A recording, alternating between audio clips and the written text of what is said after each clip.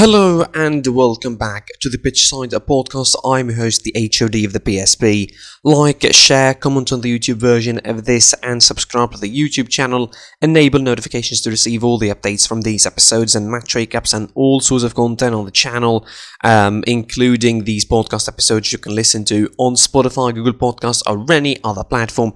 Follow us on social media. I'm Side PSP on Twitter, Pitch Side Pod on Instagram, and of course help us on the way to our first K. We're almost there. I want to reach there before the Euros, hopefully, so we can make more content on this channel. You're welcome to episode 135. There's only one place we could start from, and that is the Bundesliga, of course, and we could start from Mainz versus Bayern Munich, and Bayern Munich's celebration were crashed. Supposedly they were about to win and officially be crowned champions had they won against Mainz on Saturday, but they couldn't do that. Mainz played with better energy. They were the better side. I give them credit for that. Bayern Munich had a tame performance, even by the standard of this season, even by the standards of an average performance of Bayern, where the defense gets exposed usually, and they get scored, and they get conceded goals on the counter attack and all of that. This wasn't that kind of performance from Bayern. This was even slower and even worse performance than usual. I thought Bayern were not dynamic enough. They were pretty stagnant in the first half. Mainz had better energy, better control of the ball, better drive, better intensity, but in particular, the goals that they scored, I think, showed all sorts of problems to Bayern. Obviously, getting caught on the high line in the first one. I mean, classic Bayern, although I would say Manuel Neuer could have dealt better with the shot of Gerhardt in the first, or Berghardt in the first goal, but the second goal, the usual set-piece defending, which is really bad, I would say, from Bayern at certain points. The marking is pretty weird. The zone of marking that Bayern uses is pretty weird and ineffective. They end up conceding 2 goals at half-time, and really, there's no return from that in this kind of situation with that kind of performance when you're not effective, you're not making the right decisions. The best you could do is what actually happened in the game, which is Bayern scoring late a consolation goal for all of their effort. So realistically speaking, this was the worst game Bayern had all season, all competitions considered. Like, this was the worst game Bayern had. Definitely, there's no doubt about it. I mean, surprisingly enough, the worst players were, Koeman and Sani, the players who were fit and who were playing overall. Their decision-making, again, was horrific. The second half was slightly better. I think only a couple of positives could be taken out of this game for Bayern Munich. Lewandowski, on his return, scoring a goal, getting closer to the record for Gerrit Müller with 40 goals in the Bundesliga.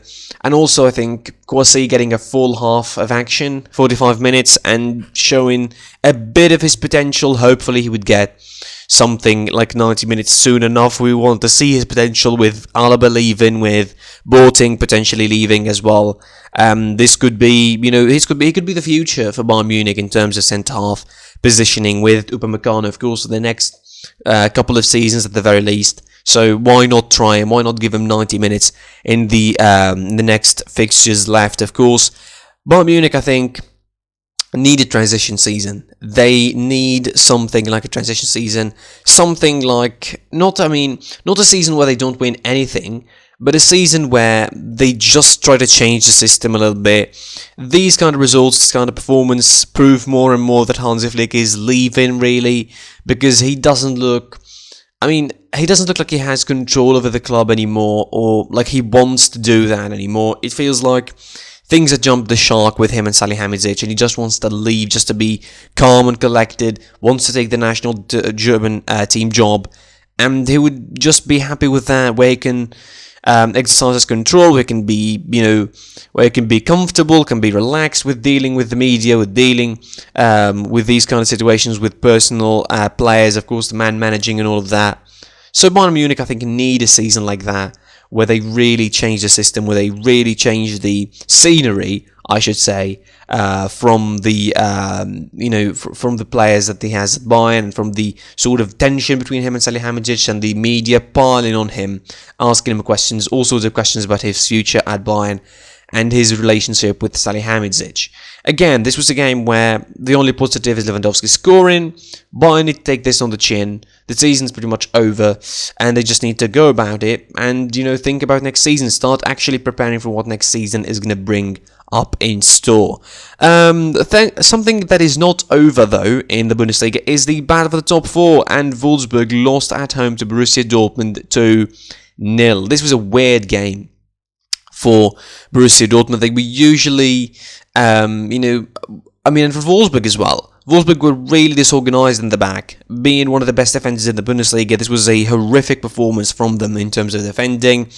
They had more possession and control of the game, although their personal mistakes really killed them. An early mistake, a giveaway from Baku, the mistake from John Brooks as well, allowed Erling Haaland to score and end his goal drought, his mini goal drought in the Bundesliga finally is ending.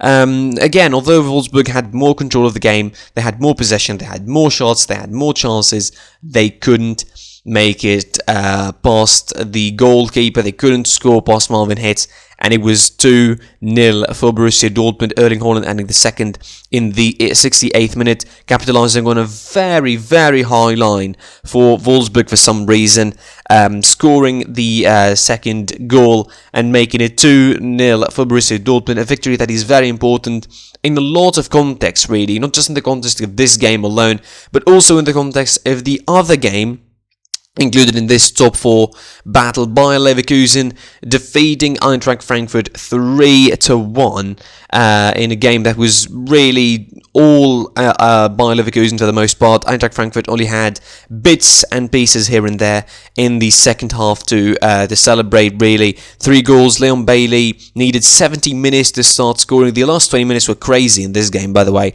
70 minutes, Leon Bailey starts, scores. Then Lucas Alario scores a second goal. Andre Silva made it 2-1 for Eintracht Frankfurt, and Karim Demirbay scored the third goal for Bayer Leverkusen in the 91st minute to seal the deal for Leverkusen and for Hannes Wolf's side.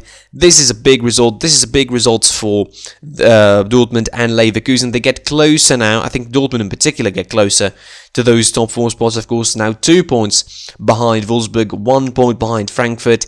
And again, the next couple of games are going to be really huge for Borussia Dortmund in particular. As I mentioned, they play Leipzig next, and then they play, Mainz, and in the last game they play Bayer Leverkusen. Who knows how it's going to be the situation by the time they play Bayer Leverkusen. I think my finish in the top 4 in the Bundesliga, I think, is going to be as it is at the moment, with Bayern Munich at the top, Leipzig second, I would say, Wolfsburg third, although I slightly have more doubts about it now. Frankfurt, albeit this is the second loss in the last 3 for Frankfurt, so not quite the good form as of late. I still believe they might have a chance to finish just above Borussia Dortmund at 4th and get into the Champions League, or will it be a heroic comeback for Borussia Dortmund? We don't know, really. Elsewhere in the Bundesliga, Union Berlin are still chasing 6th place with the 3-1 victory against Werder Bremen. And the hero of the day was Joel Poanpalo, of course, scoring a hat-trick in that game against Werder Bremen. Complete domination from Union Berlin in that game, with Werder Bremen scoring late consolation goal thanks to Gabriel Selassie. Freiburg drawn against Hoffenheim, 1-1 in the other game. Of course, Hertha Berlin versus Schalke game is postponed for COVID-19 outbreak. The table at the moment stands like this. Bayern Munich with 71 points, 61 points for Leipzig before their game against Stuttgart on Sunday. Wolfsburg 57 points, Frankfurt 56, Dortmund 55, Leverkusen with 50, Union Berlin with 46, Borussia Mönchengladbach before their game on Sunday against Arminia Bielefeld with 43, 41 for Freiburg, Stuttgart with 39, Hoffenheim with 36, Mainz with 34 at 12, Augsburg 33, 30 for both Werder Bremen and Bielefeld, Köln with 29 points, Hertha Berlin with 3 games in hand, of course. They play, on the 12th of May, as I mentioned, their game against Schalke on 26 points, and 13 points for the officially relegated Schalke at the very bottom of the table. From Germany and the Bundesliga, we move on to La Liga, and talking about, of course, the biggest sport, I would say, on Saturday in La Liga was Real Madrid's game against Real Betis, the game that ended in a goalless draw. Of course, before that, On Saturday in La Liga, it was Elche defeating Levante 1-0. Real Valladolid defeated or drawn against Cadiz 1-1. Valencia drawn against Deportivo Alaves 1-1. And then, of course, the game between Real Madrid and Real Betis. Real Madrid had, I think, injuries at the worst moment really of the season. I think the injuries for their sides, with no Cruz on the side. Luka Modric was in doubt before this game, but he was officially introduced in the squad. No Lucas Vazquez, no Ferland Mendy as well. So it was a sort of depleted squad, but at least they had the return of Daniel Carvajal and the return of Luka Modric in that squad, so they could really rely on them in the game against Chelsea in particular. But this was not a good game by any stretch of the imagination. The starting lineup was weird with Asensio and Rodrigo starting, Vinicius on site, and the first half in particular was really weird for Real Madrid. Real Betis had sort of more control in the first half. They had more opportunities. They had they were more comfortable in the first half, to say. The difference that Isco makes in the midfield wasn't exactly positive. It was actually negative, with the fact that it lessened the pressure on the Real Betis midfield in particular. With Sergio Canales, making all sorts of runs, picking up all sorts of passes and creating all sorts of danger for Real Madrid in that first half with the no pressure that he has.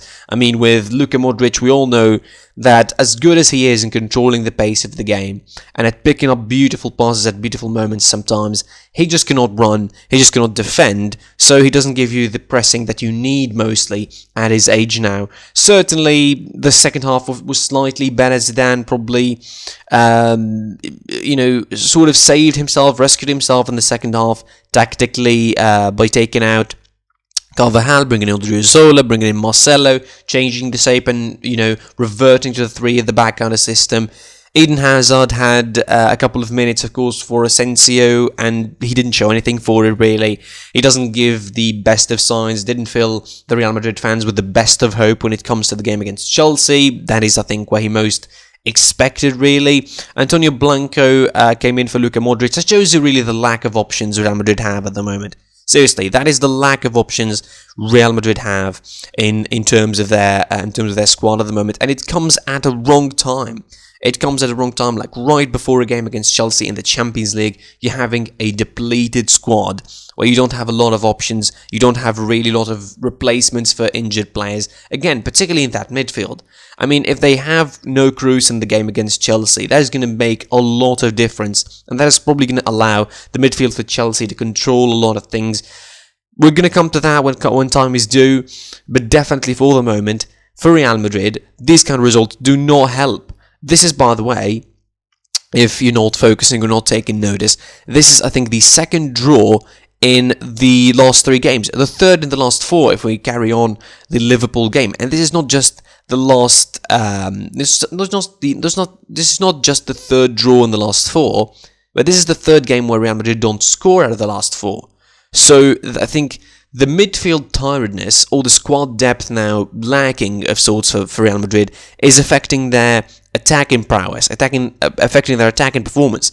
The biggest, I think, evidence on that is the fact that Odriozola scored in the game that Benzema scored twice, and Odriozola scored in the last game against Cadiz before this one, to Real Madrid win. So there's really a lack of options for Real Madrid. This might be worrying. We know that it's the Champions League and Bayern's favourite and Real Madrid's favourite competition, all of that, but still, this is going to be a problem against Chelsea, whatever the situation it is. This is going to be a problem against Chelsea. If your squad is being depleted, if you don't have options on the bench, and, with Thomas Tuchel on the other side, really rotating his side really well, it's going to be a big problem for Real Madrid. They're getting tired at the wrong moment. They're getting thin at the wrong moment. They're getting exposed of sorts at the wrong moment. This is not the time for Real Madrid to cry over spoiled milk, say, and really think what they need to do in the next couple of games. They need to worry about the squad at the moment. This is now done and dusted.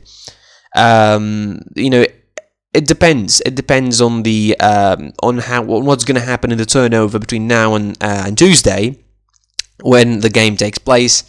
If they're going to be having enough players to really have options, are they going to be, welcoming the return of Mendy and look at Toni Kroos until there? The report suggesting that yes, Toni Kroos would be available for that game against Chelsea, and that would be a huge plus. If not, it will be a huge minus as well, because again, it will allow their opponents to control the game, and Real Madrid's strength is just in controlling the game, and that's what they lacked yesterday against Betis. They lacked control of the game, they lost control of the game at certain points, and they have to be thankful, I think, that they didn't lose, because Real Betis had chances to score, Real Madrid had chances to score, but of course Vinicius missed a couple. There was a shout of a penalty really, but I don't want to get into that. There was a shout of a penalty for Real Madrid.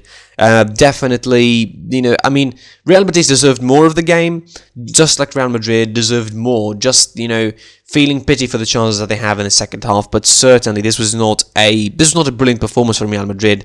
Let's put it this way. On Sunday in La Liga, it will be Huesca facing Getafe, Villarreal facing Barcelona, Celta Vigo, Osasuna, Sevilla facing Granada, and Athletic Bilbao facing Atletico Madrid. Of course, all important games in the league race, of course, in the title race in La Liga, still involved in 3 teams, of course.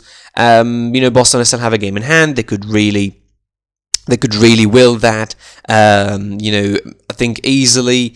They could win the game easily against Granada, and of course with the game against Villarreal today, not an easy fish to fry for Barcelona really. Villarreal, they have the Europa League semi-final to focus on, so that maybe stretches their attention, stretches their focus, of course, on this game against Barcelona. So if Barcelona pick their points against Villarreal, and pick their points in the game against Granada, I think they have a very strong chance of beating Atletico Madrid and Real Madrid to the punch and winning La Liga title. As far as Atletico Madrid is concerned, every game is a win now. That is a must. That is an absolute must. Real Madrid Atletico Madrid beating Barcelona and, winning all of the next games that they have is a must for them if they want to, if they want to win La Liga title, if they want to get there before anyone else, and if they want to go past the finish line, really, in a season where they looked like running away with the title at certain points and then looked like losing it at other points of the season. Of course, Atletico Madrid and Barcelona still to play. Most of the league still to play. The table hasn't changed too much, really. Real Madrid still second. Real Betis still 6 on the table. No other changes, really, aside from that. Before these games, of course, the other, only Elche improved their position on the table, becoming 17th with their win against Levante. Before we carry on and go on to the Premier League, of course, a quick recap, a quick look at the Serie A results, of course, from yesterday. 3 games took place in Italy. Genoa defeated Spezia 2-0. Crotone managed to make the comeback against Parma 4-3, defeating them, of course, after, scoring in the 69th minute to make it 4-3 and, settle up the win for themselves. It wouldn't help them a lot, really. They're bottom of the table. They don't have much chance of, survival. I think by the next round they will be officially relegated from Serie A. For Parma, I think they missed a big chance of getting closer to Cagliari, and, I think they officially also are going to be relegated the next couple of fixtures. Sassuolo defeated Sampdoria 1-0 in a mid-table clash, of course, with Sassuolo making it 52 points for themselves, really. They could make a late run to snatch this 6th place. That could happen, really. I mean, technically, mathematically could, but they're still far from Roma and Lazio up the table. Of course, the Serie A on Sunday. All the big guns play there with Fiorentina, of course, playing, hosting Juventus on Sunday. Big games for the big guys at top of the table. You have Fiorentina hosting Juventus, you have Inter Milan hosting Hellas Verona, Cagliari hosting Roma, Atalanta, Bologna, Torino, Napoli. That's on Monday. And on Monday, of course, the biggest game of all is Lazio hosting AC Milan. Moving on, of course, to the Premier League, that is now. And it was a pretty interesting Saturday, although only 3 games were played. 2 of them were really important, so to speak. Liverpool drawing against Newcastle United, and I'm really not going to mention a lot more than what I said in the review in this one. This was a weird one. This was a weird one. I mean, in the same way, it's the best and the worst performance for Liverpool in a while. It's the best performance at home, at the very least, in terms of controlling the game, having more possession, having more chances, feeling more like the Liverpool side that we usually saw from the last 2 seasons or so. And then, of course, you have the usual defensive performance, the usual lack of concentration at the very last moment sometimes. And again, home form, as of usual. I mean, Liverpool this season have one of the worst home forms in the Premier League, really, if you want to look at it. Liverpool, in terms of home form, are ranked 6th, I mean, just like their table. But certainly, if you look at it, Tottenham, who are lower than them on the table, have better home form than them. Certainly, I mean, this feels like a really up and down season for Liverpool, and the downs are more than the ups in this one. They controlled the game in the first half, scored early, a beautiful goal by Mo Salah, by the way. Go and check it out. It's a beautiful touch and turn. Then you have, a bit where they missed a lot of chances. Diogo Jota in particular missed a lot of chances. And going with an attacking-minded side, not just an attacking-minded, but putting a 4-man strike force in there, basically emptied the midfield, left spaces for Newcastle to exploit, and the runners, and every chance Newcastle had, they were putting runners up front. Longstaff was running up front, Miguel Almiron, Sam Maximin, I think, had a tremendous game, picking up passes, picking up moments, setting up the play, pulling defenders towards him, and, freeing up space for his teammates. It was a tremendous game for him. Newcastle got what they deserved out of the game, that's what I'm going to say, and Liverpool, got more than what they deserved out of the game, considering that when you miss a lot of chances, when you don't be clinical, you really concede goals, you lose. That is simple as that. If you're not finishing in the offensive end, you're not finishing your chances, you're not getting anywhere near a victory.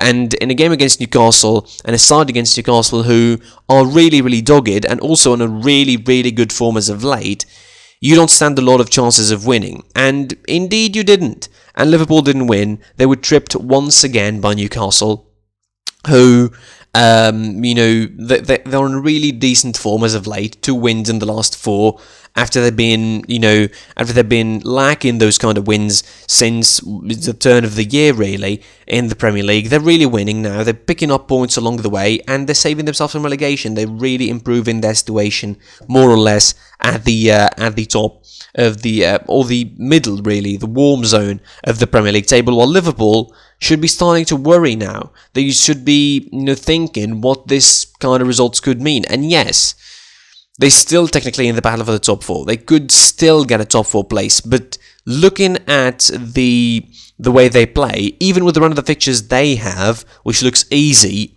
except the Man United game next week, this is going to be they need a tremendous finish. I mean, they still have a game against Southampton, a tricky one. They have a game against West Bromwich Albion. That could be a tricky one as well. We saw what happened at Anfield. This was a tricky game as well.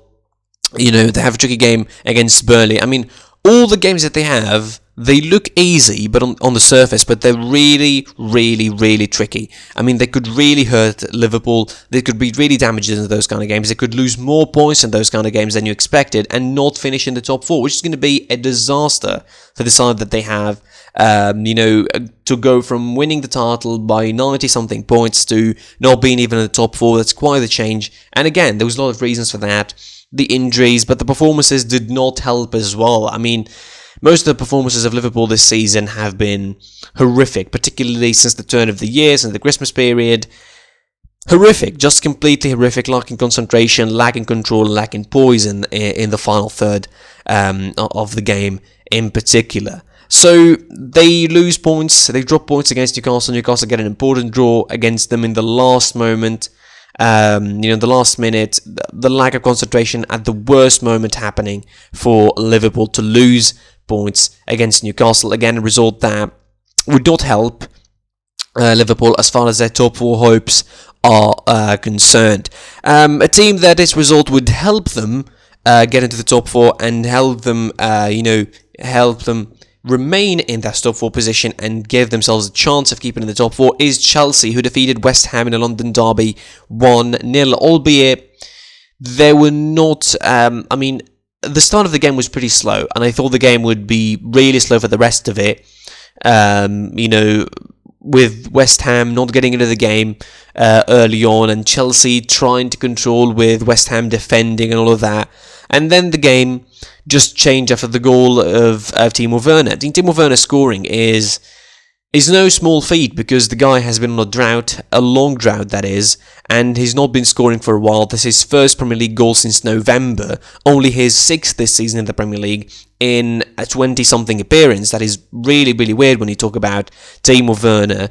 Hopefully he would gain confidence, although he missed big chances in the game itself. He missed a couple of big chances in the game itself. He missed a 1-on-1 with Fabianski, could have made it 2-0 for Chelsea. West Ham took control after the goal. They started the second half a little bit better, with a little bit more control, a little bit more chances to them. They couldn't score, and Chelsea defended really well and managed the game. So overall, this was a typical Chelsea performance. Nothing really special about it. A 1-0 win with the minimum of resources, the minimum of effort. Not exhausting themselves, of course, rotating the squad, rotating the side, having a Champions League game to think about for sure. And, playing the smart game and playing the decisive game. I mean, I'm not going to say they were clinical, because they didn't have, they didn't have few chances, they had loads, but they were pretty, I would say, they were pretty stern defensively, and that's what won them the game, in my opinion. That's what won them the match, being stern defensively and, closing down really well, not allowing West Ham to have the spaces that they wanted to have. So by this victory now, Chelsea go up to 4th with 58 points, West Ham behind them, 55 points. Who knows what could happen, really. The games that West Ham have look easy on paper, really. They face, they face Burnley next, then they face Everton in the round 35. In the round 36, they face Brighton Hove Albion away from home. Then they face in West Bromwich away from home, and they finish the season by facing Southampton at home. So this could be quite the run for West Ham if they want to keep their hopes of a top 4 place well and alive. As for Chelsea, the thinking now is about the Champions League, and of course the top 4 games are still, I think, a priority in this one. So we'll see how Thomas Tuchel is going to deal with the sort of stretching of priorities between those competitions and playing on those 2 fronts. But for the moment, he's doing well. He's rotating his squad pretty neatly to rest all the players that he needs to rest and give chance for the players that he needs to give a chance to. I think a good particular thing about this one is the fact that Tammy Abraham, who's been absent for a while, has been out of favour for a while, has gained some minutes late on in this one. The red card, let's not talk about that really. I'm not someone who wants to rag on about refereeing a lot, but the red card is pretty weird for Balbuena. It wasn't exactly very serious foul play, but the red card was what it was. The referee gave the red card, and that was about it. Elsewhere, of course, Sheffield United, officially relegated, I would say, long ago, defeated Brighton Hove Albion 1-0, at least winning some moral victories before being relegated to the Championship, which saw Norwich City and Watford being promoted. Of course, Watford being officially promoted back to the Premier League yesterday. Congratulations for them, by the way. On Sunday, it will be Wolverhampton facing Burnley, Leeds United facing Manchester United, and Aston Villa facing West Bromwich Albion. Before on Monday, we see Leicester City facing Crystal Palace. And that is from me for this episode. I was your boy, the HD of the PSP. Like, share, comment on the version of this podcast on YouTube, subscribe to the YouTube channel, enable notifications to receive all the updates from these episodes of the podcast, which you can listen to on Spotify, Google Podcast, or any other platform. Follow us on social media, site PSP on Twitter, Pitch, on Instagram. And until next time, I will see you soon. Goodbye.